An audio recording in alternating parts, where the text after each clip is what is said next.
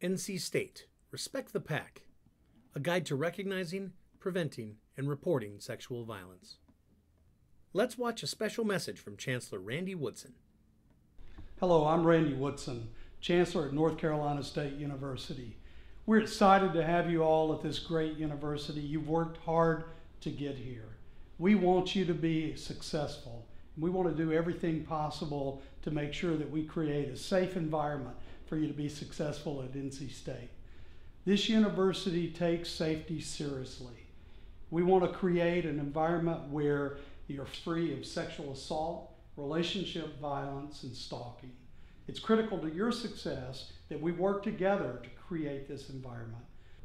Welcome again to NC State, and please be a part of the pack that respects one another and gives one another the tools that they need to be successful. Go Pack. As you heard from Chancellor Woodson, we take safety seriously here at NC State. We want you to be successful, and as the Chancellor mentioned, it is our goal to create an environment where you are free from sexual assault, relationship violence, and stalking. It is important that we work together to create an environment of respect. With any community, there are expectations. There is no doubt that this is a tough topic, but we believe it is important to share information with you from the very beginning about our commitment and the resources available as it relates to these issues. As a member of the Wolfpack, we have to speak the same language. I'm going to talk about how we as a community define sexual assault, relationship violence, and stalking. It is too risky to assume that everyone knows what we're talking about. There are several definitions as it relates to sexual and relationship violence that we want to make sure you are familiar with as a member of the NC State community. All the details, including state law, definitions, and the state policy definitions, are available online via our NC State Guides app called NC State Information and the NC State Title IX website. What do the behaviors look like? Part of what we'll do is describe the conduct in behavioral terms because we're concerned about how people act. We will show you some of these behaviors in video clips. Sexual violence is sexual contact without consent, meaning the recipient did not agree to the contact, or the recipient was not capable of agreeing to the contact because he or she was intoxicated, sleeping, etc. Sexual contact refers to a wide range of behaviors, including intercourse, oral or anal sex, fondling, and others. Odds are that you may already know someone that has experienced sexual violence and/or assault. A majority of the time, the offender is someone the victim knows. It is important to note that there will be many scenarios that have alcohol involved. Though these are the majority of the cases we receive, there are some cases where alcohol is not involved at all. Relationship violence is a term that includes both domestic or dating violence. It happens when one person in an intimate relationship uses abuse to maintain power over a partner. Abusive behaviors can be physical or emotional.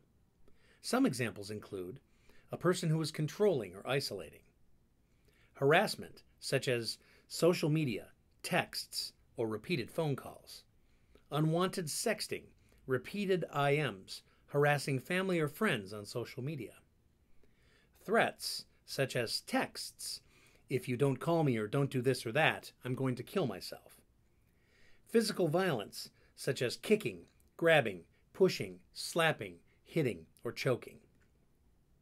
Many times, college is the time that you experience some of your first major relationships. Unfortunately, there are times that violent behavior occurs.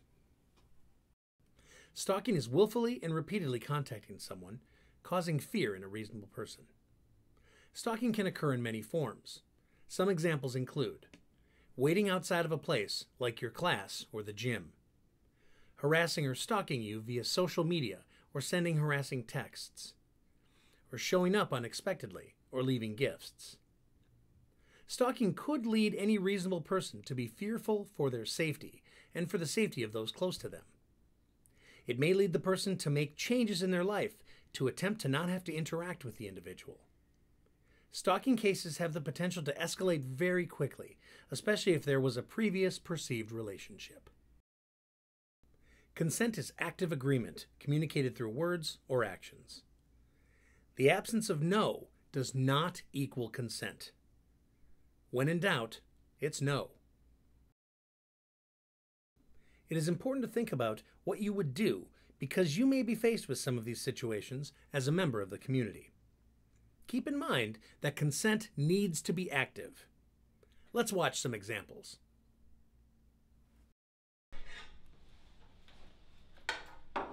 What's up, man? What's up? What's up? Where you been at for the past hour? Just got in with Stacy.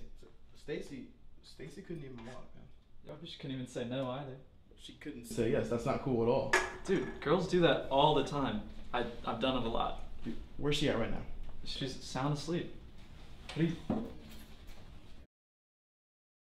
There was not consent because the female student was intoxicated. We have an emergence of stereotypes that are prevalent, like the presumption that the absence of no meant yes. However, we did see positive bystander response from the friend. Hey Kayla, how's it going? Pretty good. How are you? Good, kind of bored. Want to check out Nick's room? I'm gonna say no. Are you sure? I'm sure. Alright, well I'm gonna get another beer. Looking pretty empty there. Do you want one too? I guess. Alright. Excuse me.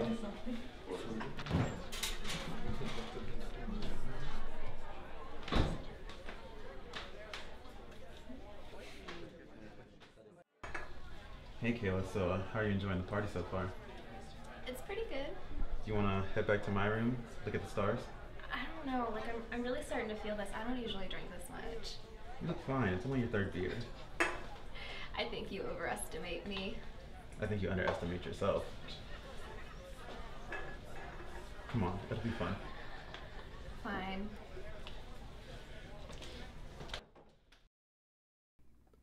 The young man had a manipulative posture and used alcohol to reach his goals. He was also persistent with his intentions.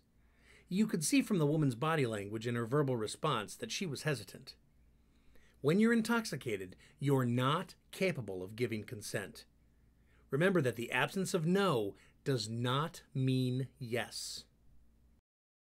Christy, what are you drinking? Just beer right now. Just beer? Yeah. Oh, you want another one? No, I'm just gonna have this one. Oh, okay. All right, cool.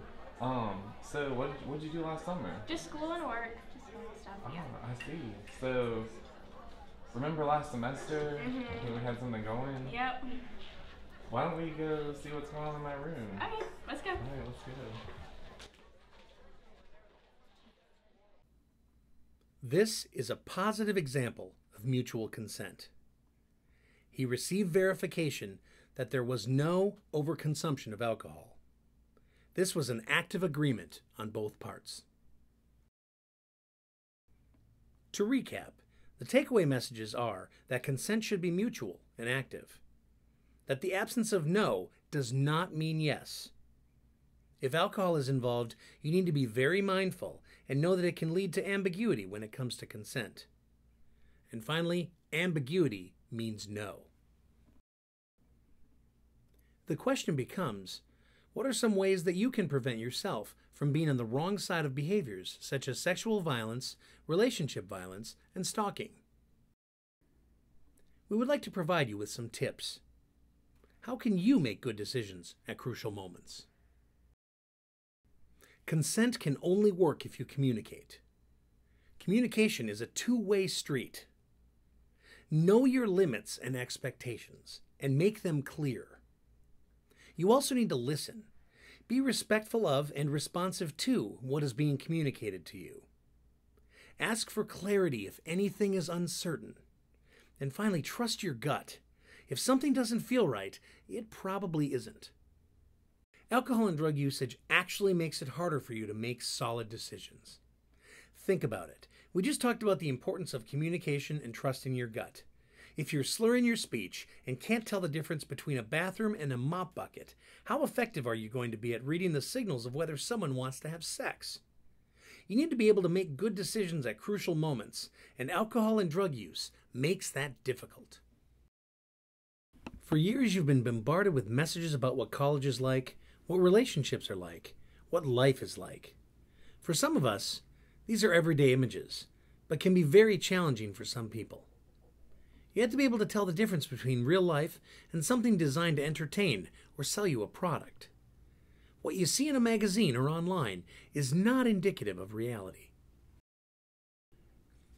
Regardless of the genre of music, we become numb to sexual overtones, the notion of violence, and how we are expected to treat one another in a relationship.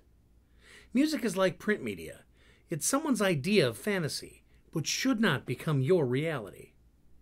In the real world, every decision has a consequence. Understanding those consequences will help you make good decisions at crucial moments. Social media is a lot of fun and a staple of communication, but you have to understand the risks.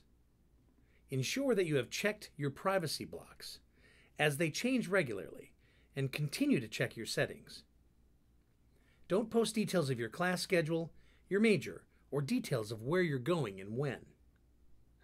Clean out your friends list. Do you really have 1,500 friends? If you are sent something concerning, take a screenshot and share it with available resources to discuss it later if necessary. Screenshots are useful because with some apps, like Snapchat, pictures or videos disappear within seconds. At NC State, we have a strong community, one that is designed to allow you and your peers to grow and develop. Don't just stand by when you see a problem. The safety of our community relies on the responsibility of each of our members to make good decisions at crucial moments. What does it mean to be a pack leader? We're going to show some examples of bystander intervention. Know how to name the behavior that is happening. Learn to use skills like interruption and distraction. If you see a problem, get in the habit of saying something and doing something if it's safe to do so. Let's watch some examples. Hey, I gotta go. It's late and I have an early class. I mean, I'm kind of having a good time. I don't really want to leave. Don't worry. I'll take her back to my place. She's safe with me. Oh, she's safe with you? We don't know you. We came to this party together, so we're gonna leave together and y'all can talk tomorrow when you're sober.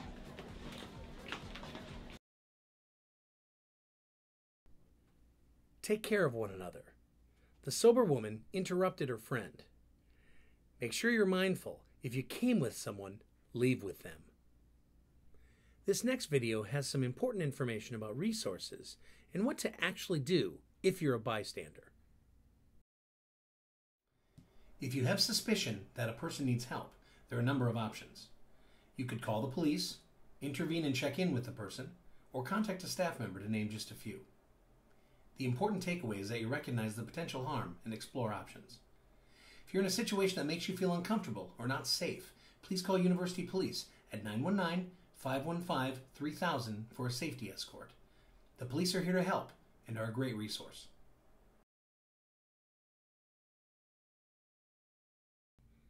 And that guy with the shoe for a phone? We would hope that you would be taking care of him too. And remember, the phone number for University Police is 919-515-3000. So, if something happens, know who to call and how to reach your resources. There are a variety of reasons students may not feel comfortable reporting inappropriate behaviors. One reason is fear of getting in trouble for a different violation, such as alcohol use. When there's a minor alcohol violation, the police are not going to pursue that issue punitively. Instead, they're going to focus on the assault. Important resources include University Police and local law enforcement. Student conduct is also a resource on campus. Some resources allow for anonymous reporting. Some resources are confidential, such as the counseling center. The most important thing is, reach out and talk to someone. Smart NC State students use their resources. We have many resources on campus, such as University Police, the Counseling Center, the Women's Center, and the Office for Institutional Equity and Diversity. A website where you can find resources available on and off campus is oied.ncsu.edu/Title IX. Title IX is a law prohibiting sex discrimination in all education programs and activities. Sex discrimination includes all the behaviors we're talking about: sexual violence, relationship violence, and stalking.